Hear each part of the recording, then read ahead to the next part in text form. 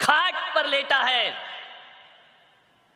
यदि उस बूढ़े को घर में प्यार मिलता है, उस बूढ़े को घर में प्रेम मिलता है, तो वह बूढ़ा 90 साल का भगवान से हाथ उठा करके दुआ मांगता है कि हे मेरे परमात्मा, मुझे इतना अच्छा घर मिला, इतना अच्छा परिवार मिला, इतनी अच्छी समाज मिली, यहां प्रेम बहुत पाया मैंने अपने जीवन में।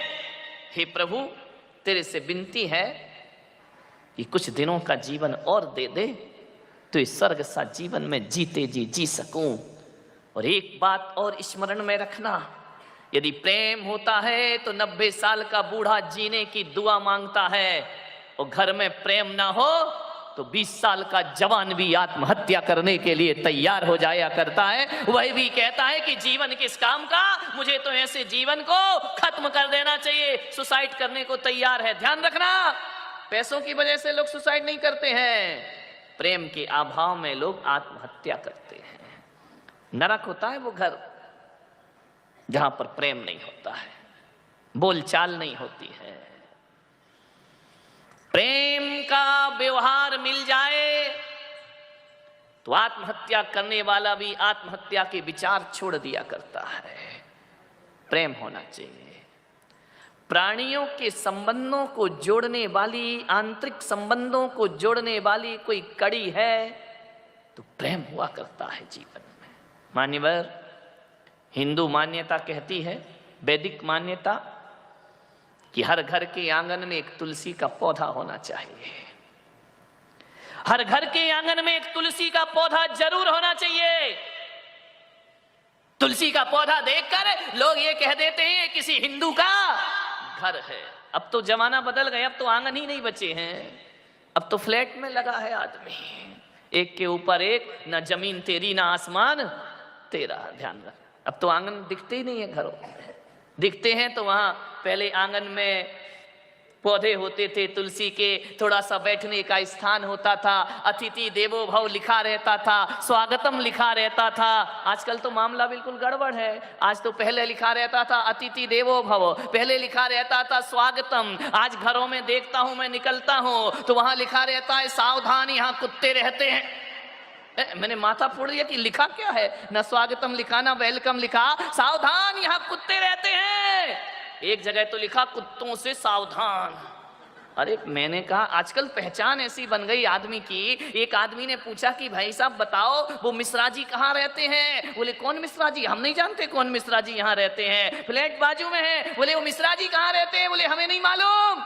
लेकिन जब उस आदमी ने पूछा जिसके घर में 4 कुत्ते हैं, अरे बोले वो तो बाजू में रहते हैं। तो आदमी की पहचान कुत्ते से हो गई है। ध्यान रखिए मान्यवर, विचार करना है आपको, जमाना बदल गया है। तुलसी का पौधा होता था पहले। मैं ये नहीं कहूंगा आपसे कि आज आप अपने घर जाओ और तुलसी का पौधा लगा लो। यदि मैं कहूंगा लगा लो तो मुसलमान नाराज हो जाएंगे कि ये तुलसी तो हिंदू है। जैन नहीं लगाएंगे, कहेंगे ये तो हिंदुओं की परंपरा है, ये हमारी परंपरा नहीं है। ईसाई नहीं लगाएंगे, सिख नहीं लगाएंगे। ध्यान रखना, मैं आपसे कह रहा हूं मत लगाओ, कोई दिक्कत नहीं।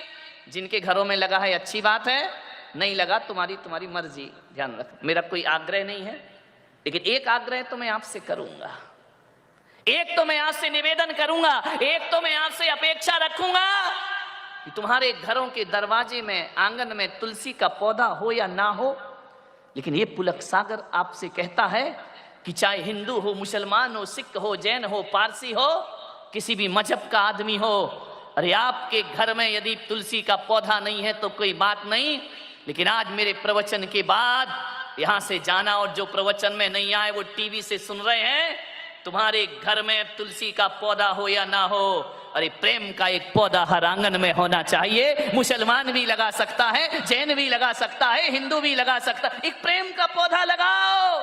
और प्रेम के पौधे में कहा जाता है कि तुलसी के पौधे में यदि जल ना चढ़ाओ तो तुलसी का पौधा सूख जाया करता है।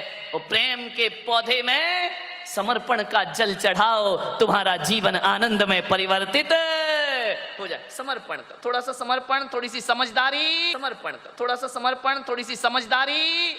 नासमझियों से प्रेम के पौधे मुरझा जाया करते हैं। थोड़ी सी नासमझी के तो झगड़े हैं। समझदारी रखिए, घर में आनंद ही आनंद बरसेगा।